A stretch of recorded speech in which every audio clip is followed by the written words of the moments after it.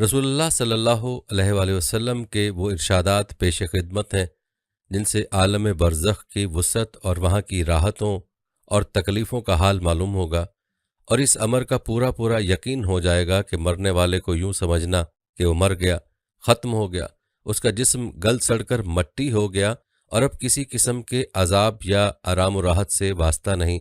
ये बिल्कुल गलत और नावाकफियत है।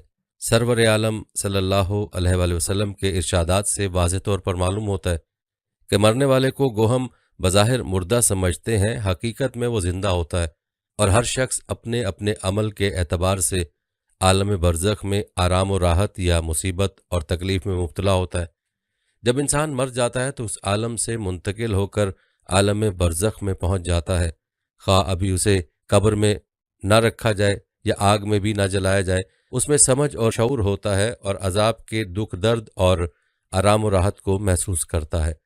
रसूलुल्लाह सल्लल्लाहु अलैहि वसल्लम ने फरमाया कि जब लाश चारपाई वगैरह पर रखती जाती है और उसके बाद कब्रिस्तान ले जाने के लिए लोग उसे उठाते हैं, अगर वो नेक था तो कहता है कि मुझे जल्द ले चलो, और अगर वो नेक ना था तो घर वालों से कहता है, हाय मेरी बर्बादी, मुझे कहाँ ले जाते हो।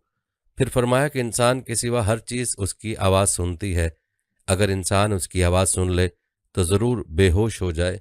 चूँकि आम इंसान अपने मुर्दों को दफन किया करते हैं, इसलिए अहादीस शरीफ में बरज़ख की राहत या अजाब के बारे में कब्र ही के लफ्ज़ आते हैं, लेकिन इसका ये मतलब नहीं कि जिन इंसानों को दफन नहीं किया जाता बल्कि आग की नज़र कर दिए जाते हैं या पानी में बहा दिए जाते हैं, वो बरज़ख में ज़िंदा नहीं रहते और अजाब व सवाब से उन्हें कोई वास्ता नहीं पड़ता।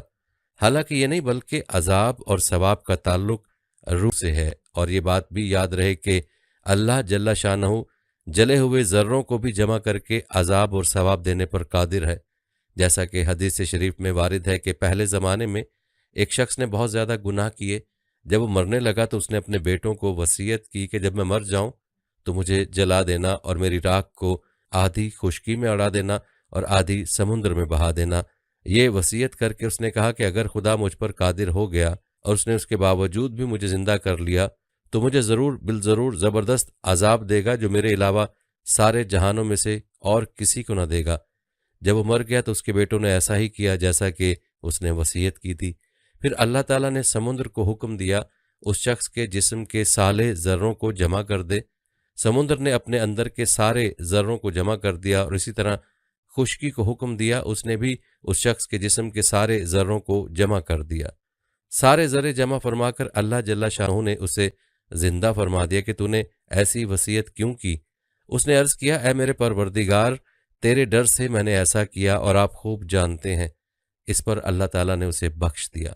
हज़रत बुराब बिन आज़िब रज़ियल्लाहु ताला अन्हु फरमाते हैं, हम रसूलुल्लाह सल्लल्लाहु अलैहि वसल्लम के साथ एक अंसारी की मैयत के हमरा कब्रिस्तान गए।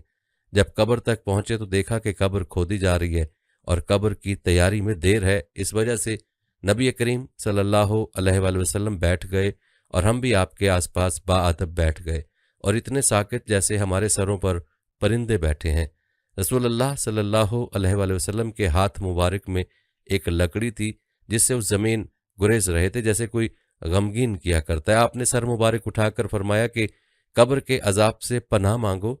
2 या 3 मरतबा यही फरमाया। फिर फरमाया कि जब मोमिन बंदा दुनिया से जाने और आखिरत का रुख करने को होता है तो उसकी तरफ आसमान से फरिश्ते उतरते हैं जिनके सफ़ेद चेहरे सूरज की तरह रोशन होते हैं। उनके साथ जन्नती कफन होता है और जन्नत की खुशबू होती है।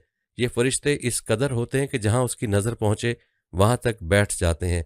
फिर मलकुल मौत तशरीफ़ लाते हैं, हत्ता कि उसके सर के पास बैठ जाते हैं और फरमाते हैं, ए पाकीज़ा रूह, अल्लाह की मग़फ़िरत और उसकी रज़ामंदी की तरफ निकल कर चल।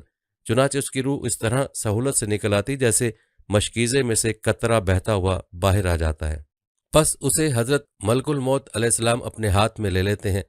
उनके हाथ में लेते ही दूसरे फरिश्ते जो दूर तक बैठे होते हैं पल भर में उनके हाथ से नहीं छोड़ते, हत्ता कि उसे लेकर जन्नती कफन और जन्नती खुशबू में रखकर आसमान की तरफ चल देते हैं।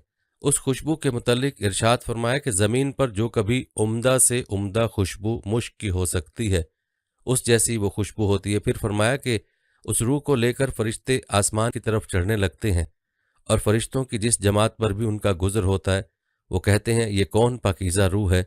वो उसका अच्छे से अच्छा नाम लेकर जवाब देते हैं, जिससे दुनिया में बुलाया जाता था कि फ़लाँ का बेटा फ़लाँ है। इस तरह पहले आसमान तक पहुँचते हैं और आसमान का दरवाज़ा खुलवाते हैं। चुनाचे दरवाज़ा खोल दिया जाता है और वो उस रूह को लेकर ऊपर चले जाते हैं। इसी तरह सातवें आसमान तक हर आसमान के मुकर्रबीन दूसरे आसमान तक उसे रुखसत करते हैं।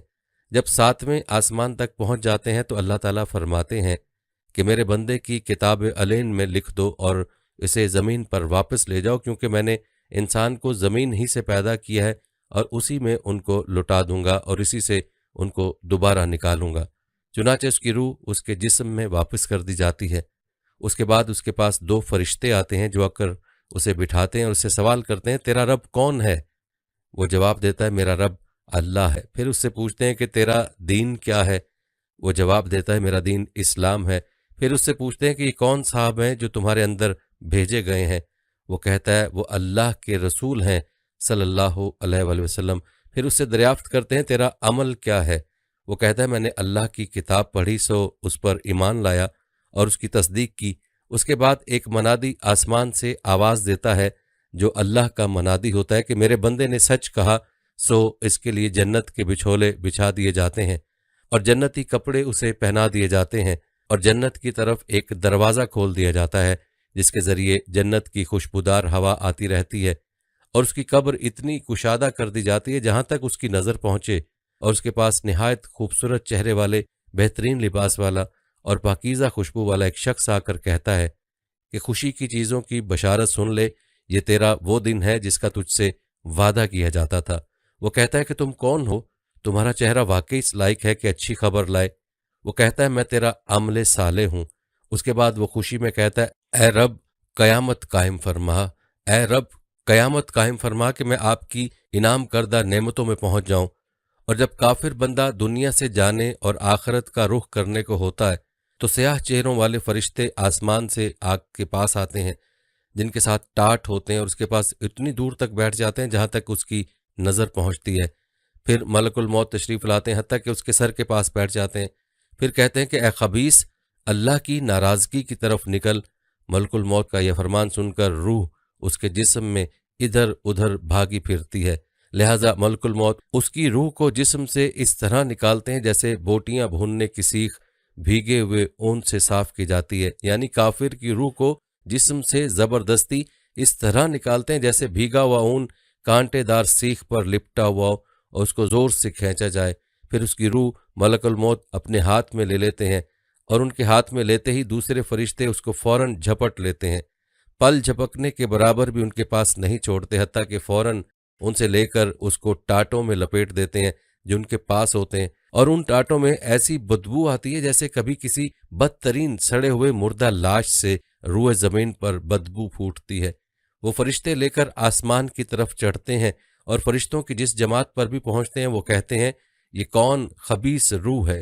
वो उसका बुरे से बुरा नाम लेकर कहते हैं जिससे वो दुनिया में बुलाया जाता था कि फलां का बेटा फलां है, हत्ता कि वो उसे लेकर पहले आसमान तक पहुंचते हैं और दरवाज़ा खुलवाना चाहते हैं मगर उसके लिए दरवाज़ा नहीं खोला जाता। जैसा कि अल्लाह ने फरमाया उनके लिए आसमान के दरवाजे न खोले जाएंगे और ना वो कभी जन्नत में दाखिल होंगे जब तक ऊंट सुई के नाके में न चला जाए। ऊंट सुई के नाके में जा नहीं सकता, लिहाजा वो भी जन्नत में नहीं जा सकते। फिर अल्लाह ताला फरमाते हैं कि उसकी किताबें सिज्जीन में लिख दो जो सबसे नीचे ज़मीन में है। चुनाचे उसकी रूह सिज्जीन की तरफ वहीं से फेंक दी जाती है। फिर हुजूर सल्लल्लाहु अलैहि वसल्लम ने ये आयत तलावत फरमाई जिसका तर्जुमा है और जो शख्स अल्लाह के साथ शिर्क करता है गोया वो आसमान से गिर पड़ा, फिर दरिंदों ने उसकी बोटियां नोच लीं या उसको हवाले दूर दराज जगह पर ले जाकर फेंक दिया। फिर उसकी रूह उसके जिस्म में लौटा दी जाती है और उसके पास दो फरिश्ते आते हैं, उसे बिठाकर पूछते हैं तेरा रब कौन है। वो कहता है हाय हाय मुझे नहीं मालूम। फिर उससे दरियाफ्त करते हैं कि तेरा दीन क्या है। वो कहता है हाय मुझे पता नहीं। फिर उससे दरियाफ्त करते हैं कि शख्स कौन है जो तुम्हारे अंदर भेजे गए। वो कहते हैं हाय हाय मुझे कुछ पता नहीं। जब ये सवाल जवाब हो चुके होते हैं तो आसमान से एक मनादी आवाज़ देता है कि इसने झूठ कहा। اس کے نیچے آگ بچھا دو اور اس کے لیے دوزخ کا دروازہ کھول دو۔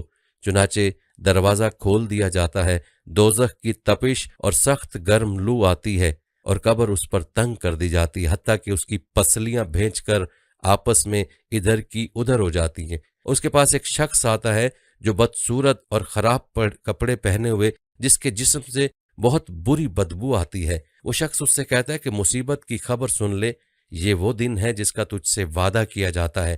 وہ کہتا ہے تو کون ہے؟ واقعی تیری صورت اسی لائق ہے کہ تو بری خبر سنائے۔ وہ کہتا ہے کہ میں تیرا برا عمل ہوں اور آگے تیرے اوپر ایسا عذاب ہونے والا ہے۔ یہ سن کر وہ اس سے ڈر سے کہ قیامت میں یہاں سے زیادہ عذاب میں گرفتار ہوں گا، پھر یوں کہتا ہے کہ اے رب قیامت قائم نہ کر۔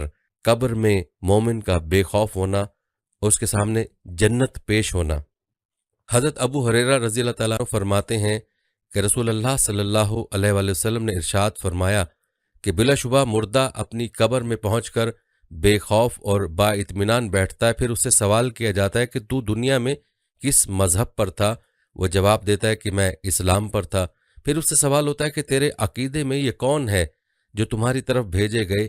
وہ جواب دیتا ہے کہ وہ محمد رسول اللہ صلی اللہ علیہ وآلہ وسلم ہیں جو ہمارے پاس اللہ کے پاس سے کھلے کھلے معجزے لے کر آئے، سو ہم نے ان کی تصدیق کی۔ پھر اس سے پوچھا جاتا ہے کہ کیا تو نے اللہ کو دیکھا ہے؟ وہ جواب دیتا ہے کہ دنیا میں اللہ تعالیٰ کو میں کیسے دیکھ لیتا؟ دنیا میں کوئی آدمی اسے نہیں دیکھ سکتا۔ پھر اس کے سامنے دوزخ کی طرف ایک روشن دان کھولا جاتا ہے جس کے ذریعے وہ دوزخ کو دیکھتا ہے کہ آگ کے انگارے آپس میں ایک دوسرے کو کھائے جاتے ہیں۔ جب وہ دوزخ کا منظر دیکھ لیتا ہے تو اس سے کہتے ہیں کہ دیکھ اللہ نے تجھے کس مصیبت سے بچایا۔ پھر اس کے سامنے جنت کی طرف ایک روشن دان کھولا جاتا ہے جس کے ذریعے وہ جنت کی رونق اور جنت کی دوسری چیزیں دیکھ لیتا ہے۔ پھر اس سے کہا جاتا ہے کہ جنت تیرا ٹھکانہ ہے، تو ایمان یقین پر زندہ رہا اور یقین ہی پر تجھے موت آئی اور اسی پر تو قیامت کے روز قبر سے اٹھے گا انشاءاللہ تعالی۔ پھر فرمایا اور نافرمان آدمی خوف زدہ اور گھبرایا ہوا اپنی قبر میں بیٹھتا ہے، اس سے سوال ہوتا ہے کہ تو دنیا میں کس حال میں تھا؟ وہ جواب دیتا ہے مجھے پتہ نہیں۔ پھر اس سے حضور نبی کریم صلی اللہ علیہ وآلہ وسلم کے متعلق سوال ہوتا ہے کہ تیرے عقیدے میں یہ کون ہے جو تمہاری طرف بھیجے گئے ہیں؟ وہ کہتا ہے اس بارے میں بھی وہی کہوں گا جو اور لوگوں نے کہا۔ پھر اس کے سامنے جنت کی طرف ایک روشن دان کھولا جاتا ہے جس کے ذریعے اس کی رونق اور اس کے اندر کی دوسری چیزیں دیکھ لیتا ہے۔ پھر اس سے کہا جاتا ہے دیکھ تو نے خدا کی نافرمانی کی، خدا نے تجھے کس نعمت سے محروم رکھا۔ پھر اس کے سامنے دوزخ کی طرف ایک روشن دان کھولا جاتا ہے جس کے ذریعے وہ دوزخ کو دیکھ لیتا ہے کہ آگ کے انگارے ایک دوسرے کو کھائے جاتے ہیں۔ پھر اس سے کہا جاتا ہے یہ تیرا ٹھکانہ ہے، تو شک ہی پر زندہ رہا اور شک ہی پر تجھے موت آئی اور انشاءاللہ قیامت کو بھی تو اسی شک پر اٹھے گا۔ مومن سے فرشتوں کا کہنا کہ دلہن کی طرح سو جا، اور منافق اور کافر کو زمین کا بھینچنا۔ حضرت ابو ہریرہ رضی اللہ تعالیٰ عنہ فرماتے ہیں کہ رسول اللہ صلی اللہ علیہ وآلہ وسلم نے ارشاد فرمایا کہ جب میت کو قبر میں رکھ دیا جاتا ہے تو اس کے پاس دو فرشتے آتے ہیں جن کا رنگ کالا اور آنکھیں نیلی ہوتی ہیں، جن میں سے ایک کو منکر اور دوسرے کو نکیر کہا جاتا ہے۔ وہ دونوں آ کر اس سے پوچھتے ہیں کہ تو کیا کہتا ہے ان صاحب کے بارے میں جو تمہاری طرف بھیجے گئے؟ وہ جواب دیتا ہے کہ وہ اللہ کے بندے اور اس کے رسول ہیں، میں گواہی دیتا ہوں کہ اللہ کے سوا کوئی معبود نہیں اور بلا شبہ محمد اللہ کے بندے اور اس کے رسول ہے۔ یہ سن کر وہ دونوں کہتے ہیں ہم تو جانتے تھے کہ تو ایسا ہی جواب دے گا۔ پھر اس کی قبر اتنی کشادہ کر دی جاتی ہے کہ 70 ہاتھ مربع کشادہ ہو جاتی ہے۔ پھر اس کی قبر منور کر دی جاتی ہے۔ پھر اس سے کہا جاتا ہے اب تو سو جا۔ وہ کہتا ہے میں تو اپنے گھر جا کر اپنے گھر والوں کو اپنا حال بتانا چاہتا ہوں۔ وہ کہتے ہیں یہاں آ کر جانے کا قانون نہیں ہے، تو سو جا جیسا کہ دلہن سوتی ہے جسے اس کے شوہر کے سوا کوئی نہیں اٹھا سکتا، لہٰذا وہ آرام سے قبر میں رہتا ہے یہاں تک کہ اللہ اسے قیامت کے روز اس جگہ سے اٹھائے گا۔ اور اگر مرنے والا منافق یا کافر ہوتا ہے تو وہ منکر نکیر کو جواب دیتا ہے کہ میں نے جو لوگوں کو کہتے سنا وہی کہا، اس سے زیادہ میں نہیں جانتا۔ وہ دونوں کہتے ہیں کہ ہم تو خوب جانتے تھے کہ تو ایسا ہی جواب دے گا۔ پھر زمین سے کہا جاتا ہے کہ اس کو بھینچ دے، چنانچہ زمین اسے بھینچ دیتی ہے اور اس کی پسلیاں ادھر ادھر ہو جاتی ہیں۔ پھر وہ قبر کے اندر عذاب ہی میں رہتا ہے یہاں تک کہ قیامت کو خدا اسے وہیں سے اٹھائے گا۔ حضرت عطا بن یسار رضی اللہ تعالیٰ عنہ فرماتے تھے کہ حضرت عمر اللہ تعالیٰ سے رسول اللہ صلی اللہ علیہ وسلم نے فرمایا کہ اے عمر، اس وقت تمہارا کیا حال ہوگا جب کہ لوگ تم کو قبر میں رکھ کر اور مٹی ڈال کر چلے آئیں گے، پھر تمہارے پاس قبر میں قبر کے ممتحن یعنی امتحان لینے والے آئیں گے، جن کی آواز سخت گرج کی طرح ہوگی اور جن کی آنکھیں نظر اچک لینے والی بجلی کی طرح ہوں گی، سو وہ تم کو ہلا ڈالیں گے اور تم سے حاکمانہ گفتگو کریں گے، بتاؤ اس وقت تمہارا کیا حال ہوگا؟ حضرت عمر رضی اللہ تعالیٰ عنہ نے عرض کیا، یا رسول اللہ، کیا اس وقت ہماری عقل ہمارے ساتھ ہوگی؟ آپ نے ارشاد فرمایا، ہاں، اسی طرح تمہاری عقلیں تمہارے پاس ہوں گی جیسی آج ہیں۔ یہ سن کر حضرت عمر رضی اللہ تعالیٰ عنہ نے عرض کیا کہ بس میں نمٹ لوں گا۔ برزخ میں صبح و شام جنت یا دوزخ کا پیش ہونا۔ حضرت عبداللہ بن عمر رضی اللہ تعالیٰ عنہ فرماتے ہیں کہ رسول اللہ صلی اللہ علیہ وآلہ وسلم نے ارشاد فرمایا، بلا شبہ جب تم میں سے کوئی مر جاتا ہے تو صبح و شام اس کا ٹھکانہ جنت یا دوزخ کا اس کے سامنے پیش کیا جاتا ہے۔ اگر وہ جنتی ہے تو جنت پیش کی جاتی ہے، اور اگر وہ دوزخی ہے تو دوزخ پیش کی جاتی ہے، اور اس کی جگہ دکھا دکھا کر اس سے کہا جاتا ہے کہ یہ تیرا ٹھکانہ ہے۔ پھر فرمایا، قیامت کے دن جب کہ خدا اسے قبر سے اٹھائے گا، ہر صبح و شام ایسا ہی ہوتا رہے گا۔ سورہ مومن میں بھی اس کو ارشاد فرمایا، صبح و شام ان پر آگ پیش کی جاتی ہے۔ قبر میں عذاب دینے والے اژدہے۔ حضرت ابو سعید خدری رضی اللہ تعالیٰ عنہ فرماتے ہیں کہ رسول اللہ صلی اللہ علیہ وآلہ وسلم نے ارشاد فرمایا کہ قبر میں کافر پر ضرور 99 اژدہے مقرر کیے جاتے ہیں جو قیامت تک اسے ڈستے رہتے ہیں۔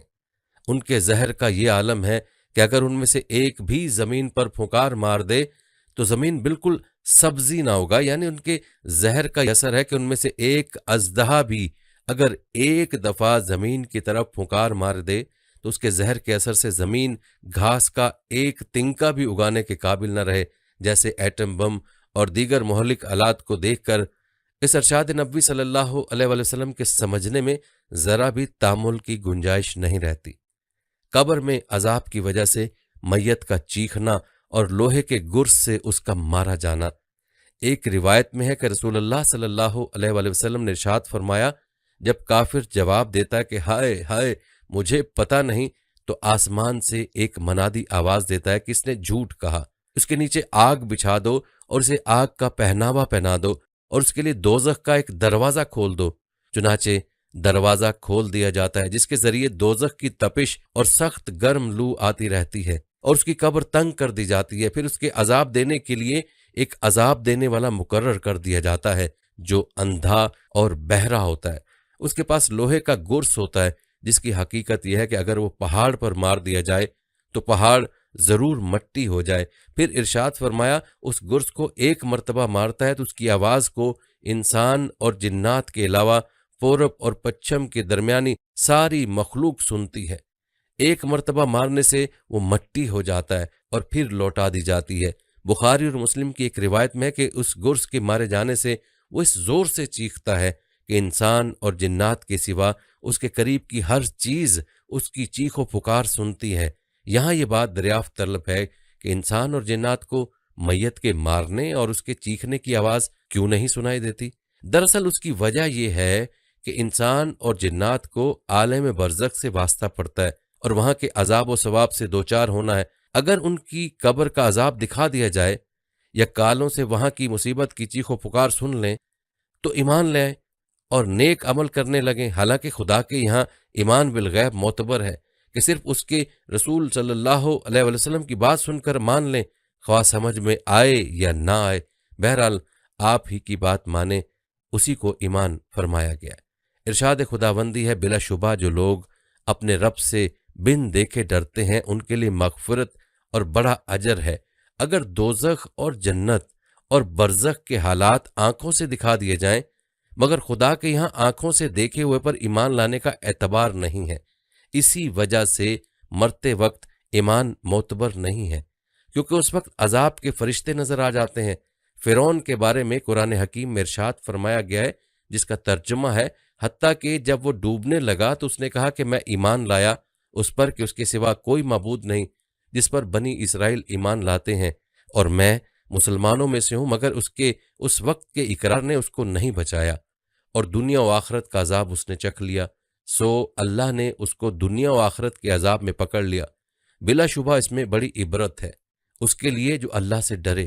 حضرت زید بن ثابت رضی اللہ تعالیٰ عنہ فرماتے ہیں کہ رسول اکرم صلی اللہ علیہ وآلہ وسلم ایک مرتبہ اپنے خچر پر سوار ہو کر قبیلہ بنو النجار کے ایک باغ میں تشریف لے جا رہے تھے، اور ہم بھی آپ کے ساتھ تھے کہ اچانک آپ کا خچر بدک گیا، اور ایسا بدکا کہ قریب تھا آپ کو نیچے گرا دے۔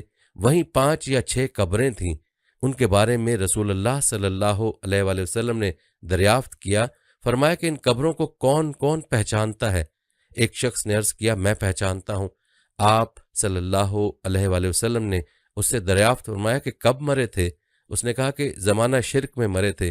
آپ نے ارشاد فرمایا کہ انسان کو قبروں میں عذاب دیا جاتا ہے، سو اگر مجھے ڈر نہ ہوتا کہ تم آپس میں دفن کرنا چھوڑ دو گے تو خدا سے ضرور دعا کرتا تم کو بھی اس قبر کے عذاب کا کچھ حصہ سنا دے جسے میں سن رہا ہوں۔ بخاری اور مسلم کی ایک روایت میں ہے کہ حضرت ابن عباس رضی اللہ تعالیٰ عنہ سے مروی ہے کہ رسول خدا صلی اللہ علیہ وآلہ وسلم کا 2 قبروں پر گزر ہوا تو آپ نے ارشاد فرمایا ان کو عذاب ہو رہا ہے، اور کسی بڑے گناہ کے سبب گناہ نہیں ہو رہا بلکہ ایسی معمولی باتوں پر جن سے بچ سکتے تھے۔ پھر آپ نے ان دونوں کے گناہوں کی تفصیل بتائی کہ ان دونوں میں ایک پیشاب کرنے میں پردہ نہیں کرتا تھا، اور ایک روایت میں کہ پیشاب سے نہ بچتا تھا، اور یہ دوسرا چغلی کرتا پھرتا تھا۔ پھر آپ نے ایک تل ٹہنی منگوا کر بیچ میں سے اس کو چیر کر آدھے اس قبر پر گاڑ دی اور آدھی دوسری قبر پر۔ صحابہ نے عرض کیا یا رسول اللہ آپ نے ایسا کیوں کیا؟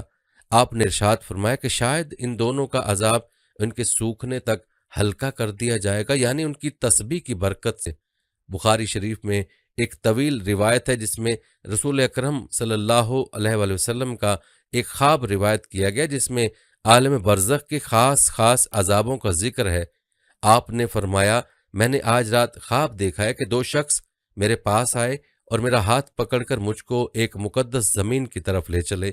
دیکھتا کیا ہوں کہ ایک شخص بیٹھا ہوا ہے اور دوسرا کھڑا ہوا ہے، اور اس کے ہاتھ میں لوہے کا زنبور ہے، اس بیٹھے ہوئے کے گلے کو چیر رہا ہے یہاں تک کہ گدی تک جا پہنچا۔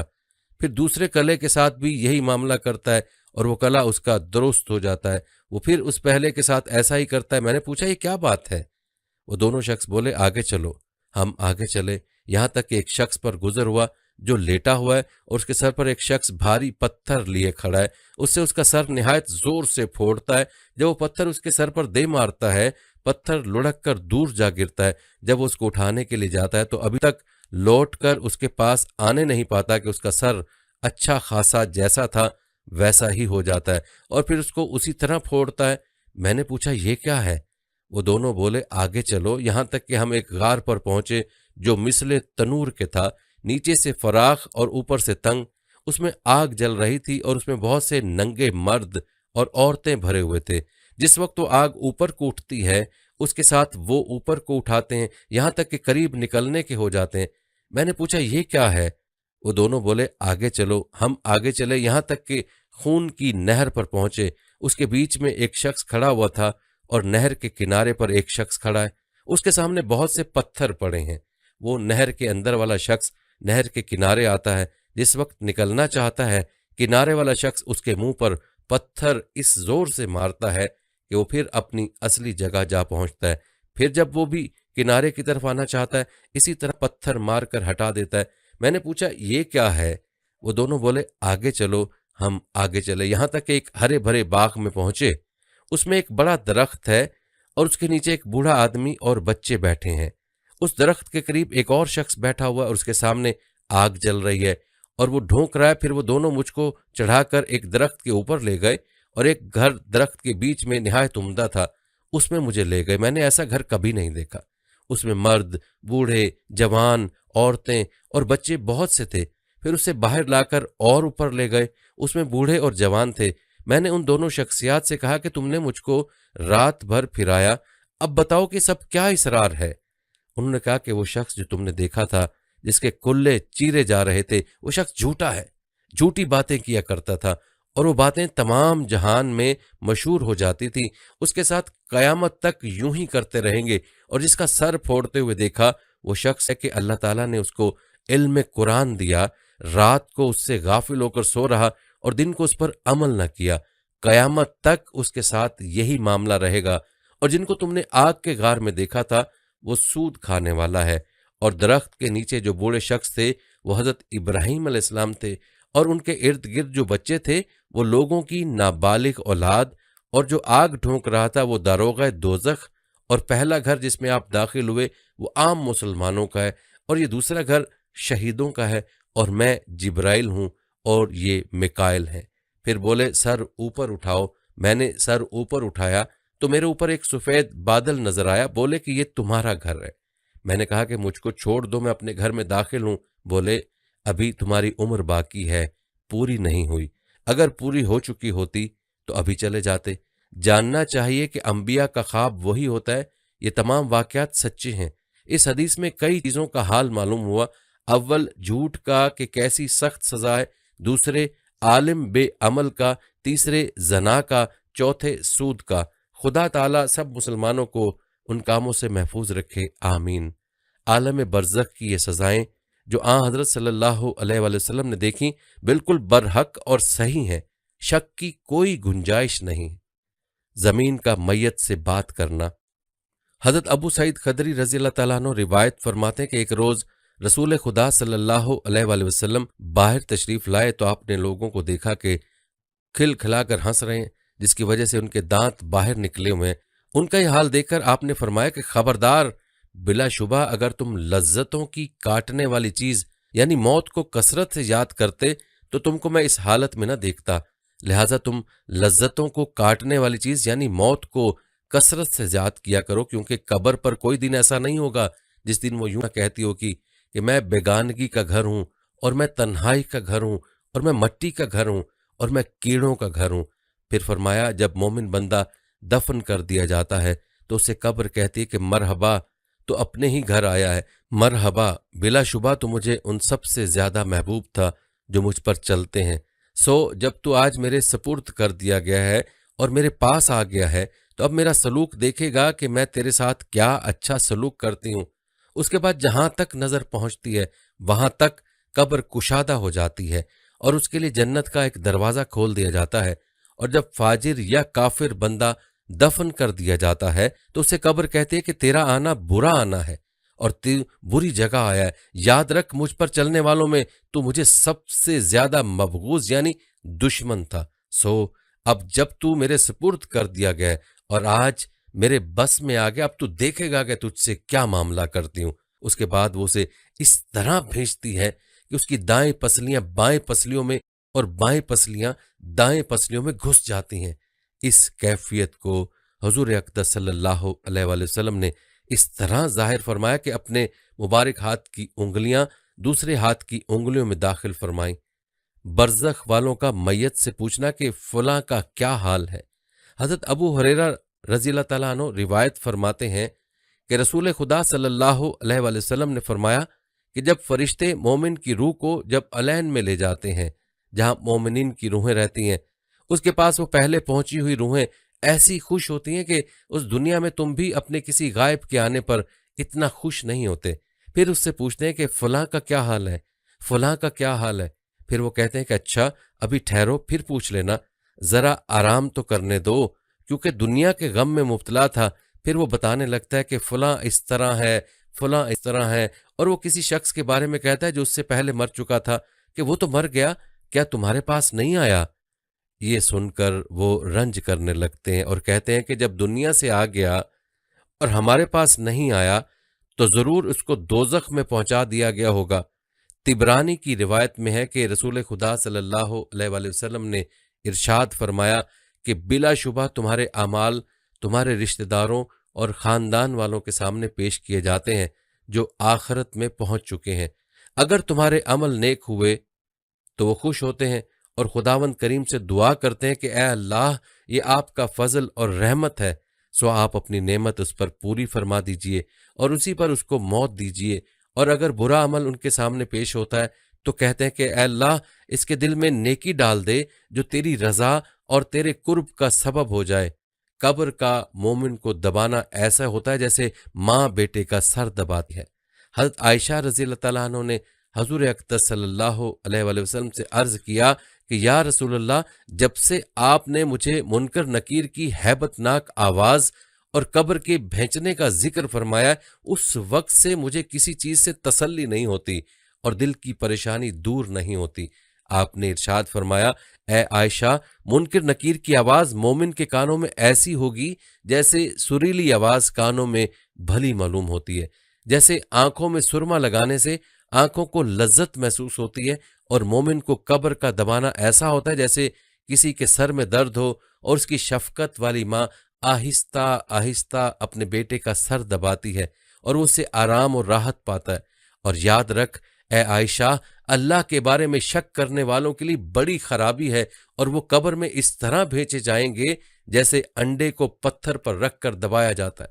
حضرت حذیفہ رضی اللہ تعالیٰ عنہ فرماتے تھے کہ قبر میں بھی حساب ہے اور آخرت میں بھی حساب ہے، سو جس قبر میں حساب لیا گیا اس نے آخرت کے عذاب سے نجات پائی، اور جس سے قیامت میں حساب لیا جائے گا اسے عذاب ہوگا۔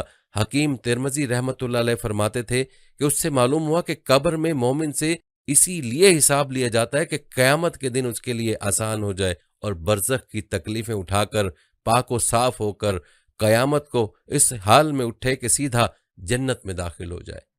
زمین و آسمان کا مومن سے محبت کرنا۔ حضرت انس رضی اللہ تعالیٰ عنہ بیان کرتے ہیں کہ رسول اللہ صلی اللہ علیہ وسلم نے ارشاد فرمایا کہ ہر انسان کے لیے آسمان کے دو دروازے ہیں، ایک دروازے سے اس کا عمل چڑھتا ہے اور دوسرے دروازے سے اس کا رزق اترتا ہے۔ جب مومن مر جاتا ہے تو دونوں دروازے اس کے مرنے پر روتے ہیں۔ حضرت ابن عمر رضی اللہ تعالیٰ عنہما حضور اقدس صلی اللہ علیہ وآلہ وسلم سے روایت کرتے ہیں، آپ نے فرمایا بے شک جب مومن مر جاتا ہے تو اس کے مرنے پر قبرستان اپنے آپ کو سجا لیتے ہیں، لہٰذا ان کا کوئی حصہ ایسا نہیں ہوتا جو یہ تمنا نہ کرتا ہو کہ یہ مجھ میں دفن ہو۔ حضرت ابن عباس رضی اللہ تعالیٰ عنہ فرماتے تھے کہ مومن کے مرنے پر 40 دن تک زمین روتی ہے۔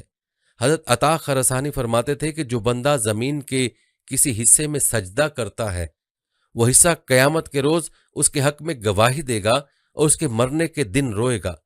قبر میں علم کا نفع۔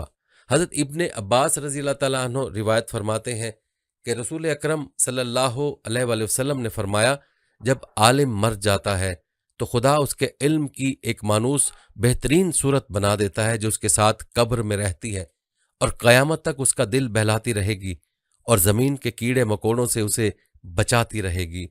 مدینہ منورہ میں مرنے کی فضیلت۔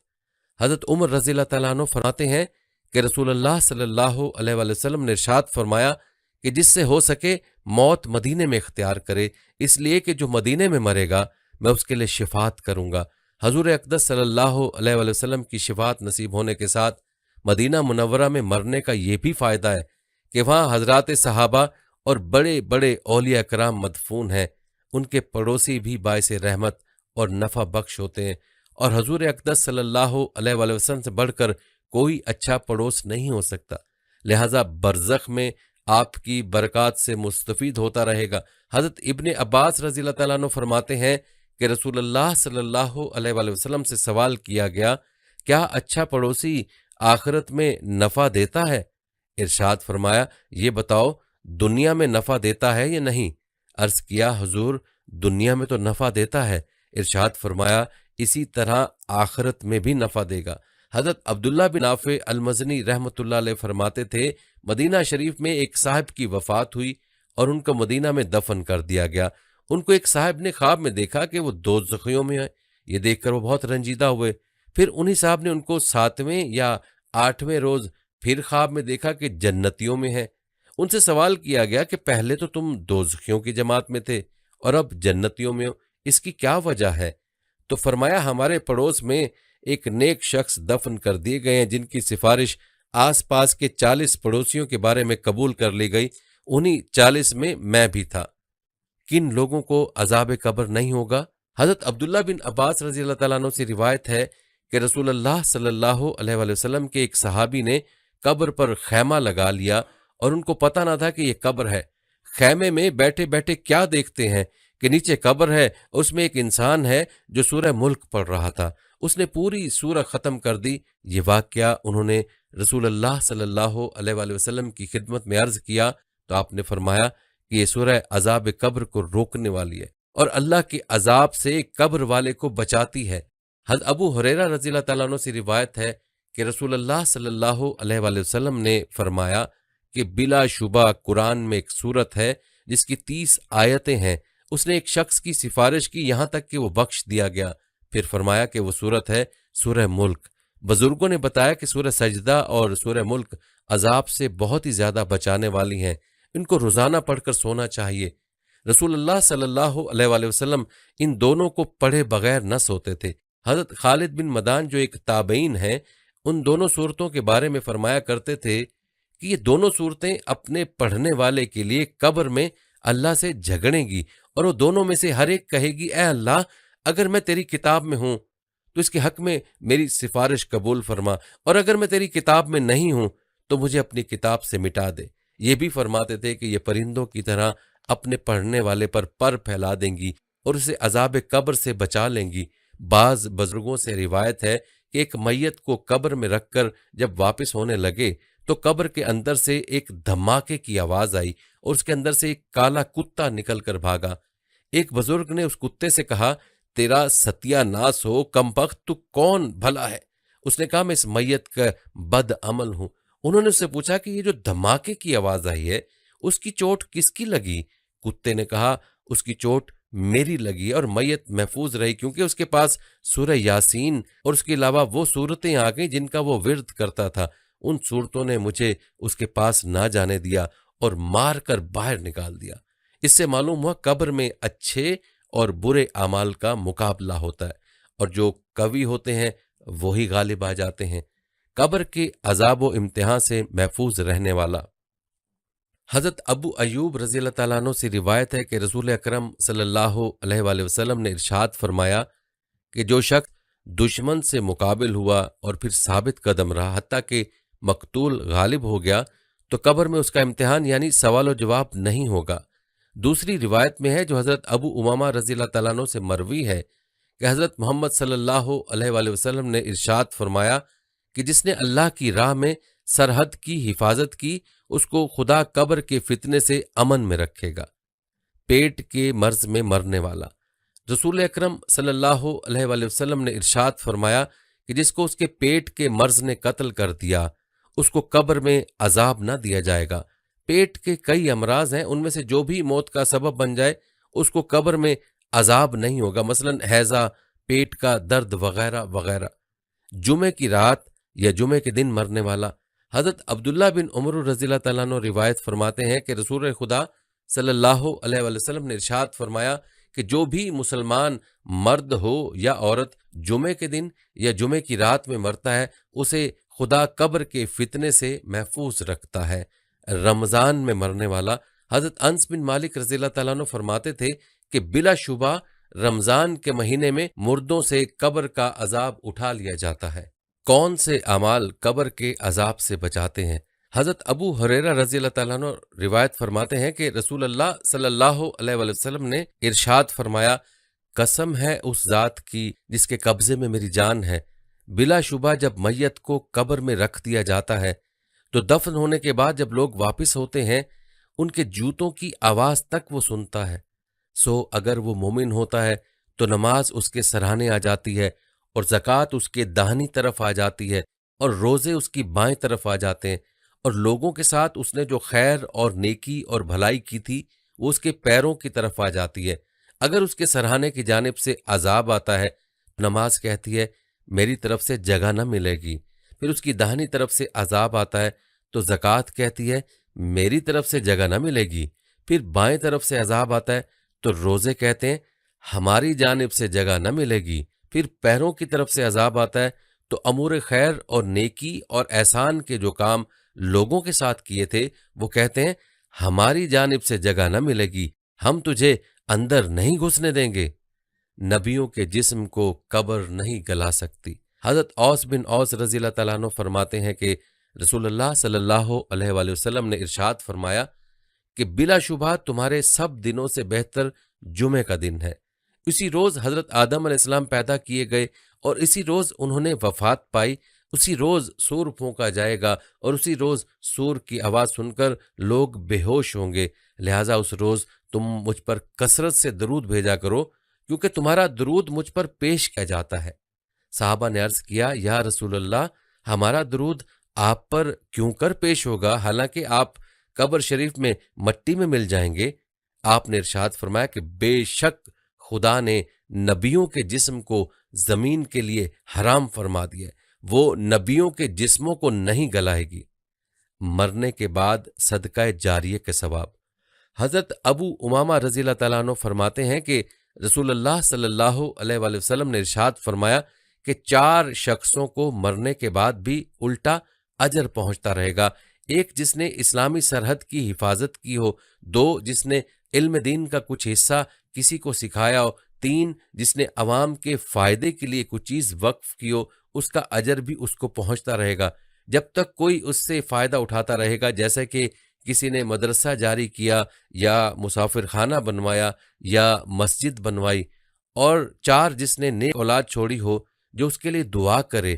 اور حضرت ابو ہریرہ رضی اللہ تعالیٰ عنہ سے یہ بھی مروی ہے کہ رسول خدا صلی اللہ علیہ وآلہ وسلم نے ارشاد فرمایا، بلا شبہ اللہ تعالیٰ نیک بندے کا درجہ جنت میں بلند فرما دے گا۔ وہ کہے گا، اے خدایا، یہ درجہ مجھے کیسے ملا؟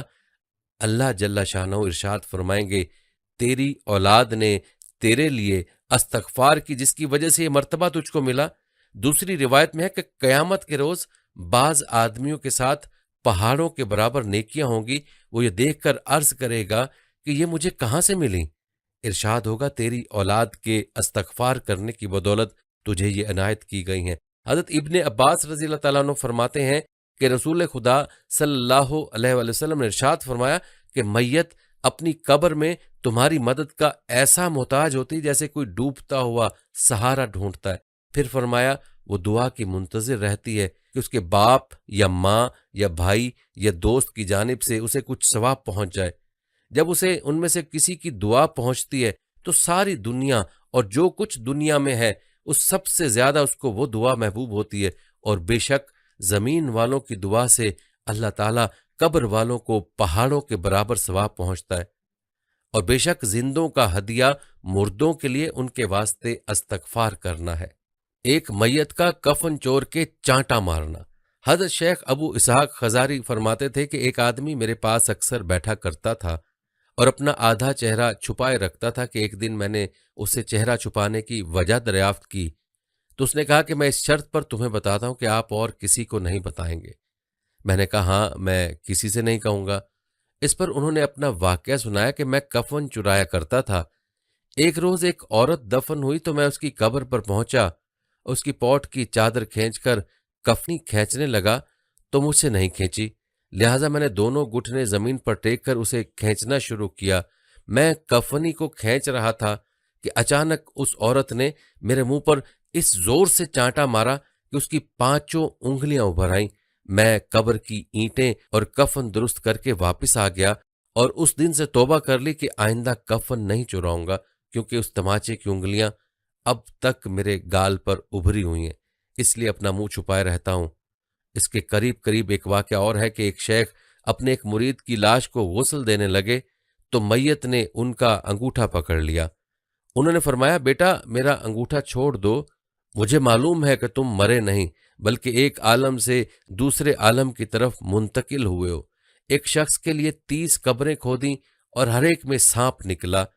ایک بے نمازی کا واقعہ ہے کہ جب وہ مر گیا تو لوگوں نے اس کے لیے قبر کھدوائی، کیا دیکھتے ہیں کہ قبر میں ایک بہت بڑا سانپ ہے۔ پھر انہوں نے دوسری قبر کھدوائی تو اس میں بھی وہ سانپ نکلا۔ غرض یہ کہ اس کے لیے 30 کے قریب قبریں کھودی گئیں اور ہر ایک میں ویسے ہی سانپ نکلتا رہا۔ آخرکار یہ سمجھ کر کہ اللہ کے عذاب سے کوئی نہیں بچا سکتا، اسی سانپ کے ساتھ اسے دفن کر دیا گیا۔ شہداء سے اللہ جل شانہ کا خطاب۔ ایک مشہور تابعی روایت کرتے ہیں کہ ہم نے حضرت عبداللہ بن مسعود رضی اللہ تعالیٰ عنہ سے اس آیت کی تفسیر پوچھی۔ آیت کا ترجمہ ہے، اور جو لوگ اللہ کی راہ میں قتل کیے گئے اور ان کو مردہ مت سمجھو بلکہ زندہ ہیں، اپنے رب کے قریب ہیں، ان کو رزق ملتا ہے۔ تو حضرت عبداللہ بن مسعود رضی اللہ تعالیٰ عنہ نے فرمایا کہ ہم اس کی تفسیر رسول اللہ صلی اللہ علیہ وآلہ وسلم سے دریافت کر چکے ہیں۔ پھر فرمایا شہداء کی روحیں سبز رنگ کے پرندوں کے پوٹوں میں ہیں، ان کے لیے عرش الہی کے نیچے قندیل لٹکے ہوئے ہیں، وہ جہاں چاہے جنت میں چلتی پھرتی ہیں، پھر ان قندیلوں میں آ کر ٹھہر جاتی ہیں۔ اللہ رب العزت نے ان سے فرمایا کہ تم جانتے ہو؟ انہوں نے عرض کیا کہ ہم کیا چاہیں، حالانکہ جہاں چاہتے ہیں جنت میں چلتے پھرتے ہیں۔ چنانچہ 3 بار خدا نے ان سے یہی سوال و جواب فرمایا۔ سو جب انہوں نے یہ سمجھ لیا کہ جب تک ہم جواب نہ دیں گے سوال ہی ہوتا رہے گا، تو انہوں نے یہ عرض کیا کہ ہم یہ چاہتے ہیں کہ ہماری روحیں ہماری جسموں میں واپس کر دی جائیں، حتیٰ کہ ہم دوبارہ تیری راہ میں قتل کر دیے جائیں۔ سو جب پروردگار عالم نے ان سے معلوم کر لیا کہ ان کو کوئی حاجت نہیں تو چھوڑ دیے گئے، اور پھر ان سے سوال نہیں کیا گیا، یعنی وہ وہاں کی کوئی چیز انہوں نے طلب نہیں کی، اور سوال کیا تو دنیا میں واپسی کا سوال کیا جو قانون کے خلاف ہے، لہٰذا پھر ان سے سوال نہ کیا گیا۔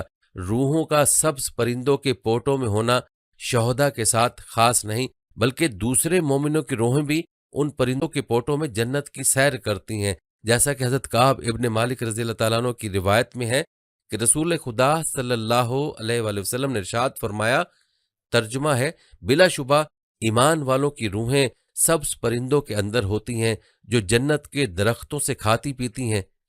تو برادران اسلام، قبر کے حالات، واقعات اور عذاب کے بارے میں سن کر ہم اپنی زندگی کو زیادہ سے زیادہ اعمال صالح پر خرچ کریں گے۔ آمین۔ میں اپنے آپ اور تمام سامعین کو تقوی الہی کی نصیحت کرتا ہوں۔ فرمان باری تعالیٰ ہے، یا ایھا الذین آمنوا اتقوا اللہ حق تقاتہ ولا تموتن الا وانتم مسلمون۔ آل عمران کی آیت 102 ہے۔ انسانی زندگی کے اس سفر میں متنوع اور مختلف مرحلے ہیں۔ انسان ایک عرصہ ماں کے پیٹ میں، پھر زمین کی پشت پر، اور دوبارہ جی اٹھائے جانے تک زمین کے نیچے گزارتا ہے۔ یہ سفر ظاہری طور پر بہت طویل ہے، لیکن جلد ہی نپٹ جاتا ہے اور ختم ہو جاتا ہے، کیونکہ دنیا کسی بھی زندہ چیز کا مستقل ٹھکانہ نہیں ہے۔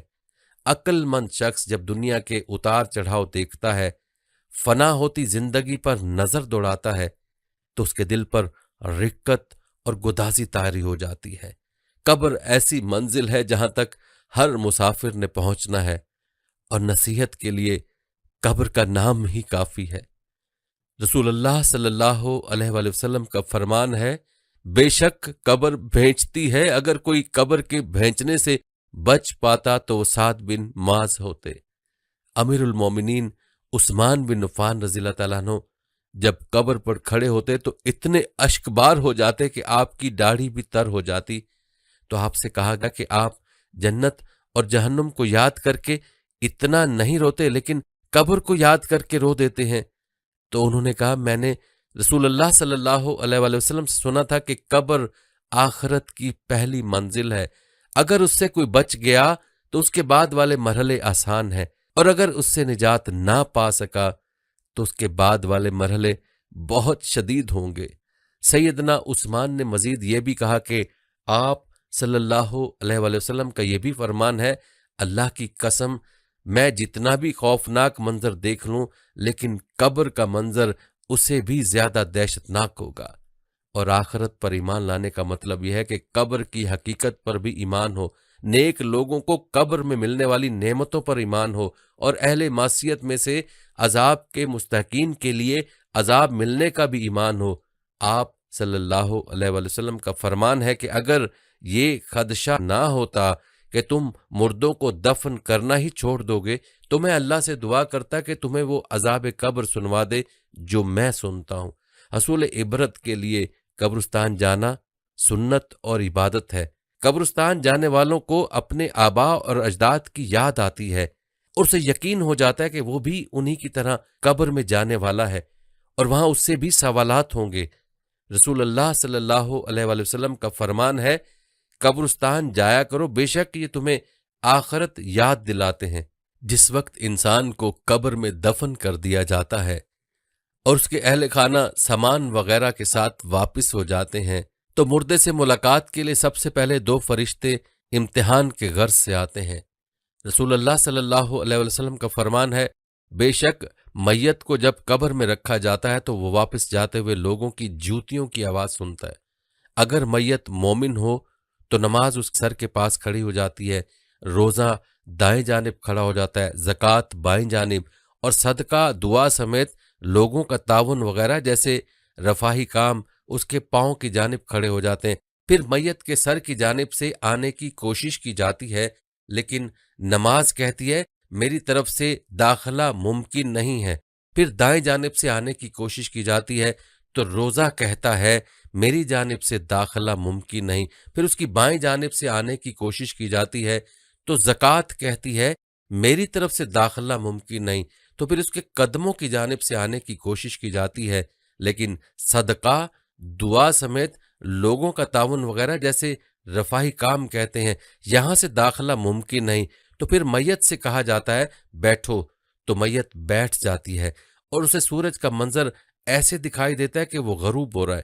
اسے کہا جاتا ہے کہ تمہاری طرف یہ جو شخص آیا تھا اس کے بارے میں تم کیا کہتے ہو اور تم اس کے بارے میں کیا گواہی دیتے ہو؟ تو وہ کہتا ہے مجھے چھوڑ دو، میں نماز پڑھ لوں۔ تو وہ کہتے ہیں تم پڑھ لو گے، پہلے ہمیں ہمارے سوال کا جواب دو، تمہاری طرف یہ جو شخص آیا تھا اس کے بارے میں تم کیا کہتے ہو اور تم اس کے بارے میں کیا گواہی دیتے ہو؟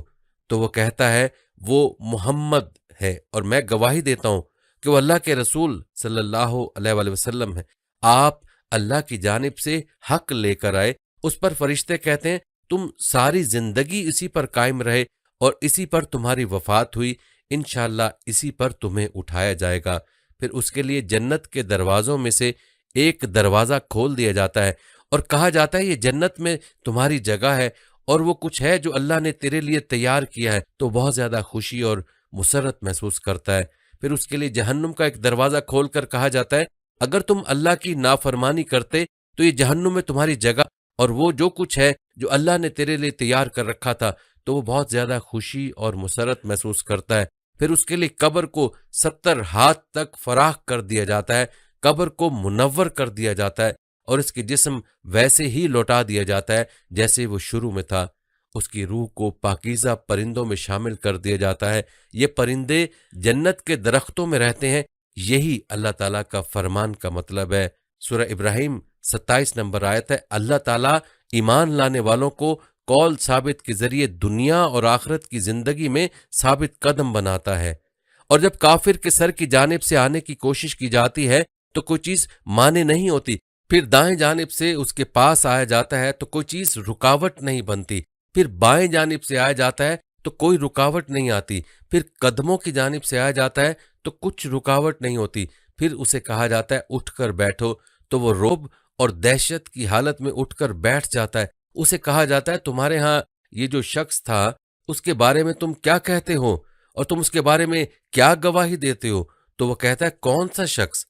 اسے اس کا نام ہی معلوم نہیں ہوتا، تو اسے بتلایا جاتا ہے محمد کے بارے میں، تو وہ کہتا ہے مجھے نہیں معلوم، میں تو وہی کہہ دیتا جو لوگوں کو کہتے سنا تھا۔ تو اسے کہا جائے گا تم نے اپنی زندگی اسی طرح گزاری اور اسی پر تمہیں موت آئی اور اسی پر تمہیں انشاءاللہ اٹھایا جائے گا۔ پھر اس کے لیے جہنم کے دروازوں میں سے ایک دروازہ کھول دیا جاتا ہے اور کہا جاتا ہے یہ جہنم میں تمہارا ٹھکانہ ہے اور یہ سب کچھ اللہ نے تمہارے لیے تیار کر رکھا ہے۔ تو وہ شدید حسرت اور ندامت میں چلا جاتا ہے۔ پھر اس کے لیے جنت کے دروازوں میں سے ایک دروازہ کھول کر اسے کہا جاتا ہے اگر تم اللہ کی اطاعت کرتے تو یہ تمہارا ٹھکانہ ہوتا اور اللہ تعالیٰ نے تمہارے لیے یہ کچھ تیار کر رکھا تھا۔ اس سے اس کی حسرت اور ندامت مزید بڑھ جائے گی اور پھر قبر تنگ ہونا شروع ہو جائے گی، یہاں تک کہ اس کی پسلیاں آپس میں داخل ہو جائیں گی، اور یہی وہ تنگ زندگی ہے جس کے بارے میں اللہ تعالیٰ نے فرمایا سورہ طٰہٰ آیت 124 میں، اور جو میرے ذکر سے اعراض کرے تو اس کے لیے تنگ زندگی ہے اور ہم اسے روز قیامت اندھا کر کے اٹھائیں گے۔ اسے طبرانی نے معجم الاوسط میں اور ابن حبان نے صحیح ابن حبان میں روایت کیا ہے۔ اسلامی بھائیوں، मुसलमानों, अक्लमंद शख्स मौत से पहले मौत की तैयारी करते हुए अपने आप को कब्र के लिए तैयार करता है, अपनी कब्र को नेक अमाल और ईमान से भर देता है ताकि उसकी कब्र जन्नत का बागीचा बन जाए। रसूल अल्लाह सल्लल्लाहु अलैहि वसल्लम का फरमान है, मोमिन की मौत के बाद मोमिन को जो कुछ पहुंचता रहता है वो ये है, इल्म जो दूसरों को सिखाया और उसे फैलाया, नेक औलाद छोड़ जाए, कुरान मजीद विरासत में तर्क करे या मस्जिद बना जाए या मुसाफिर खाना तामीर कर दे या नहर खुदवा दे या अपनी जिंदगी में सेहत की हालत में जाती माल से सदका कर जाए, तो ये मोमिन की मौत के बाद उसे पहुंचता रहता है। मौत को कसरत से याद करने वाला शख्स अपनी कब्र को अमले साले से भरता है, क्योंकि उसे यकीन है कि अगर सुबह हो गई तो नेकी के लिए शाम का इंतजार नहीं बनता, और अगर शाम हो गई तो सुबह का इंतजार सूदमंद नहीं, इसलिए इबादत और बंदगी के लिए ताखीर नहीं करता, मुबादा कोई रुकावट खड़ी हो जाए। ये देखें कि सैयदना उमर बिन अल-आस रज़ियल्लाहु तआला अन्हु एक मैयत को दफन होते देखते हैं तो जल्दी से मस्जिद जाकर 2 रकत अदा करते हैं। तो उनसे पूछा गया, आपने ऐसा क्यों किया? तो कहने लगे, मुझे कब्रिस्तान ने अल्लाह का एक फरमान याद करवा दिया। सूरह सबा आयत 54। उनके दरमियान और उनकी चाहतों के दरमियान रुकावट हायल कर दी गई, तो मैंने नमाज पढ़ ली, मुबादा मेरे और नमाज के दरमियान कोई रुकावट खड़ी ना हो जाए। जो शख्स चाहता है कि कब्र में उसका कोई साथी हो जो तन्हाई में उसका दिल बहलाए, उसकी कब्र को मुनव्वर कर दे, उदासी छट दे, तो वो कुरान करीम को लाजिम पकड़े। कब्र के सवालात और अजाब से बचने के असबाब में ये भी शामिल है कि हमेशगी के साथ सूरह मुल्क की तिलावत की जाए और उसके तकाज़ों को पूरा किया जाए। कब्र में तुम्हारा मसला मोमिनों के तुम्हारे लिए इस्तगफार और दुआ करने से मजबूत हो जाता है। चुनाचे रसूलुल्लाह सल्लल्लाहु अलैहि वसल्लम जब मैयत को दफन करके फारिग होते तो उसकी कब्र पर खड़े होकर फरमाते, तुम अपने भाई के लिए बख्शिश तलब करो और साबित कदमी का सवाल करो, क्योंकि इससे अब सवाल किए जा रहे हैं। अगर आप भी अपने आप को अजाब कब्र से तहफ़्फ़ुज़ देना चाहते हैं तो हर नमाज में अजाब कब्र से तहफ़्फ़ुज़ की दुआ मांगें, जैसा कि रसूलुल्लाह सल्लल्लाहु अलैहि वसल्लम दुआ फरमाया करते थे, अल्लाहुम्मा इन्नी आऊज़ु बिका मिन अजाबिल कब्री व मिन अजाबिन नारी व मिन फितनतुल महया वल ममाती व मिन फितनतुल मसीही दज्जाल। या अल्लाह, मैं तेरी पनाह मांगता हूँ कब्र के अजाब से, जहन्नुम के अजाब से, और जिंदगी और मौत के फितनों से और दज्जाल के फितने से। अल्लाह ताला मेरे और आप सब के लिए कुरान करीम को बाबरकत बनाए। अल्लाह ताला मुझे और आप सबको उसकी हिकमत भरी नसीहतों से मुस्तफीद होने की तौफीक दे। मैं अपनी बात को इसी पर ख़त्म करते हुए अल्लाह से अपने और तमाम मुसलमानों के गुनाहों की बख्शिश चाहता हूँ। आप सब भी उसी से अपने गुनाहों की बख्शिश मांगें, वही बख्शने वाला और निहायत रहम करने वाला है।